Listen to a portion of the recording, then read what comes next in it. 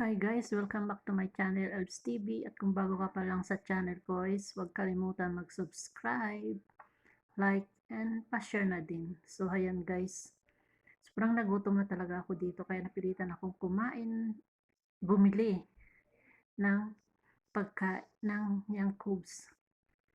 Sobrang laki niyan guys, promise.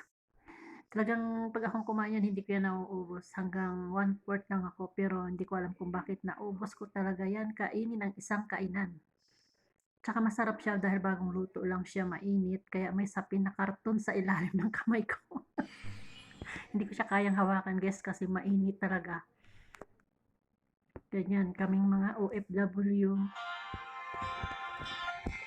Minsan sa sasakyan na lang kumakain kasi yun na lang ang oras mong time dahil pag sa bahay ka na is masyadong marami ng trabaho at hindi halos di mo na magawang makain, pero hindi naman halata na dahil bumibilog na yung aking mukha, bilog na para ng siopaw. Ayan, bumalik na naman ang katabaan dahil masarap kumain dahil winter, masarap lumamon. Ayan, diba? Sana lang wag akong mabulunan, dahan-dahan lang ako sa pagkain guys kasi nga wala akong dalang tubig at nakalimutan kong bumili ng tubig at wala na rin akong pambili ng tubig.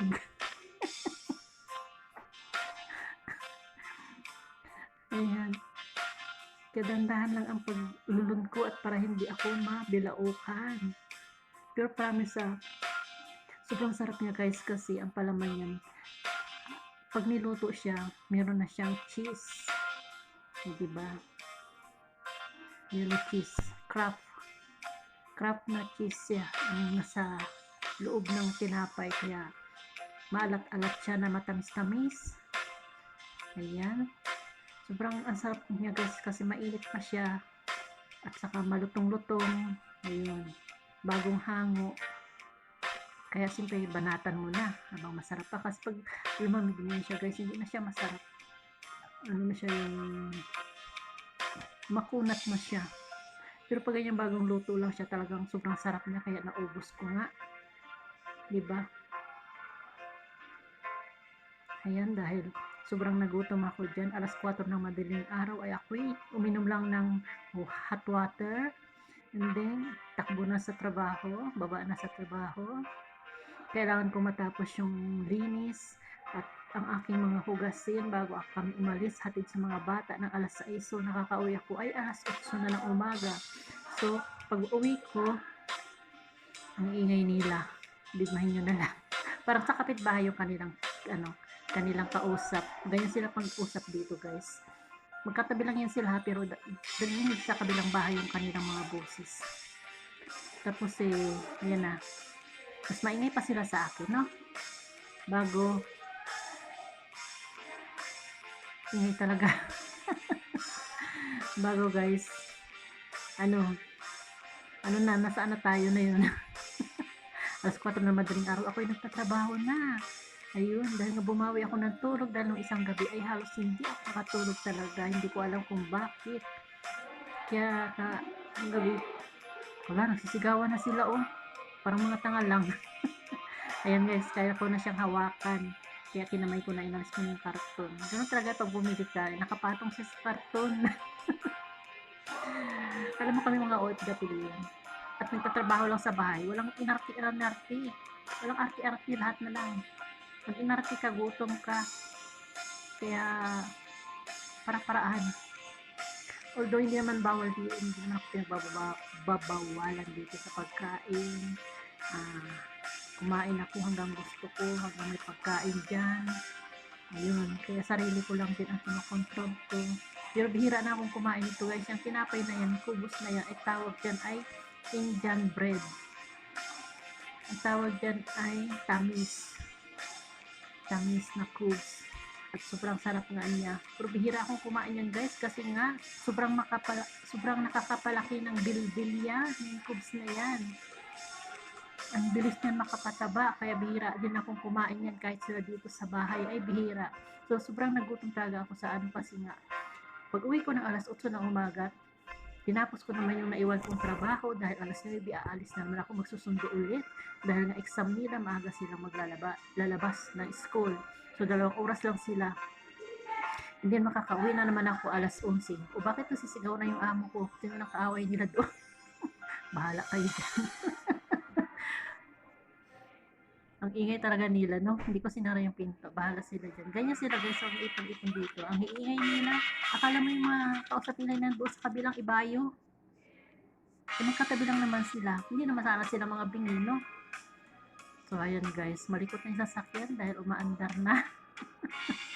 Kasama ko nga pala dyan yung dalawa kong alaga. Ayan, pauwi na kami. Hindi ko sila pwedeng ipakita. Kaya ayan, nakatutok sa akin ang camera. Medyo malabo nga lang dahil nga against tayo sa araw. Ayan, nakaano tayo sa araw, nakaharap tayo sa araw. So, gusto ko rin naaarawan kasi nga ang lamig talaga. Ayan, di ba? Wala nang bihis-bihis niyan, guys. Pantulog. Hindi naman pantulog. Diba, pang bahay, pang lakad na rin. Hindi mo na kasi kailangan dito magbihis-bihis, guys, kasi hindi naman ako na bumababa ng sasakyan. Ayan, dyan ako sa sasakyan. Yung pagdating namin ng school, yung driver na rin ang tatawag sa dalawang bata dun sa ano. Ayan na nga guys, naputol yung aking voice clip kanina. So, ipagpatuloy ko na. So, dito kasi guys, maraming mga nagtatrabaho sa bahay na katulad ko na hindi nakakalabas ng bahay, na masaya na sila pag nakadungaw sila sa labas ng gate. Kasi ang mga gate dito guys, sobrang tataas. Halos pantay rin ng kasing taas din ng bahay. Kaya wala silang kapitbahay dito, walang pakialaman. So yun, minsan hindi mo kilala yung mga kapitbahay mo. Ayun. Wala kang makikita dito kundi yung kayo lang din sa loob ng bahay. Kaya yung iba nagpapasalamat din na pag nagtatapon sila ng basura, ayan, nakakalabas sila ng gate. Yan, parang nakabartolina ka talaga.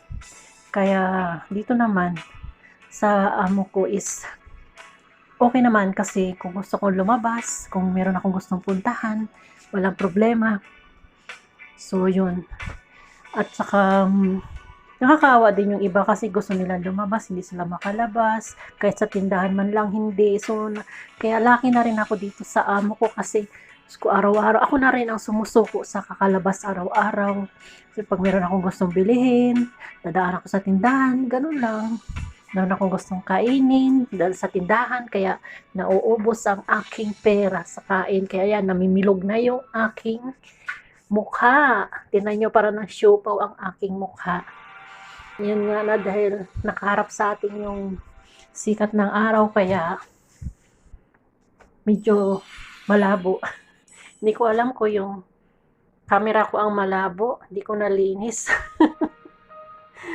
Ayan, sobrang gutom ko na talaga dyan kasi ilang oras na kumukulo yung aking tiyan sa gutom. Ayan, hindi na ako kumain dyan ng kanin at dahil busog na, dyan palang busog ka na talaga. So, kinabukasan na ulit yung kain ko niyan. Kakain na lang ako ng mga gulay-gulay at saka prutas. At siyempre, kape na rin. So, ayan guys, kailangan diskarte rin sa buhay pagkatulong ka dito sa ibang bansa. Ibang naaawa din ako sa iba kasi nga, yung mga na-chat ko na hindi sila nakakalabas ng bahay, na minsan nakalak pa yung gate, dahil natatakot ang amo na tumakas. Ako naman may sarili akong susi. May sarili akong susi sa gate, may sarili akong susi sa main door.